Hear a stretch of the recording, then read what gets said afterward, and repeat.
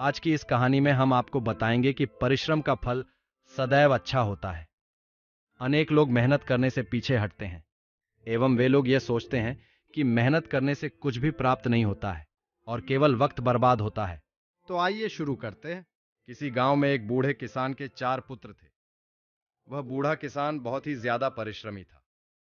उस बूढ़े किसान के 4 पुत्र थे एवं वे चारों बहुत ज्यादा हट्टे कट्टे थे, किंतु वे चारों बहुत ज्यादा आलसी थे और मेहनत करने पर भरोसा नहीं करते थे। उसके चारों पुत्र हर रोज इधर उधर घूमते रहते एवं आवारागर्दी करते रहते, मगर कभी भी खेत में जाकर कार्य नहीं करते थे। जब कभी भी बूढ़ा किसान अपने पुत्रों से यह बोलता है कि थोड़ा सा खेतों में जाकर भी कार्य कर लिया करो, किंतु उसके चारों पुत्र अपने पिता की कोई भी बात नहीं मानते हो और सिर्फ अपनी ही मनमर्जी करते थे।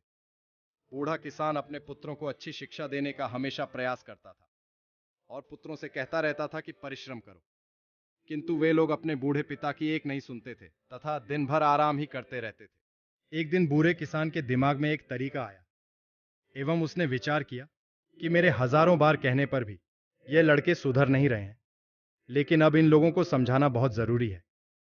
उसने अपने चारों पुत्रों को अपने कमरे में बुलाया और बोला कि मेरा अंतिम वक्त पास आने वाला है और मेरी थोड़े ही दिनों में मृत्यु हो जाएगी।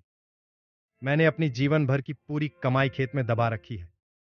जब मेरी मौत हो जाए उसके पश्चात तुम चारों भाई खेत को खोदकर सारी पूंजी निकाल लेना एवं उस पूंजी को आपस में बांट लेना।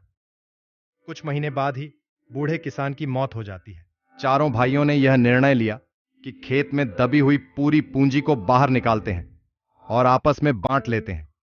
बस फिर क्या था, चारों भाइयों ने मिलकर खुदाई करनी शुरू कर दी, परंतु उन्हें वहां वह संपत्ति नहीं मिली। यह देखकर चारों भाई बहुत ज्यादा उदास हो गए और उनको बहुत खराब लगने लगा। उन्होंने सोचा कि खेत की खुदाई 2 हो चुकी है तो उसमें बीज बो दिया जाए। सभी भाइयों ने सोचा कि यह ठीक रहेगा और उन्होंने जमीन में बीज बोना शुरू कर दिया और उसमें बीज तथा पानी समय पर देने के कारण खेत में बहुत अच्छी फसल होनी शुरू हो गई, जिसकी वजह से चारों भाइयों को बहुत ज्यादा फायदा और लाभ हुआ। अब चारों भाइयों को अपने पिता का आशय समझ आ गया कि उनकी संपत्ति जो भूमि में दबी पड़ी है वह यही है जो चारों भाइयों को परिश्रम करने पर ही प्राप्त हो पाई।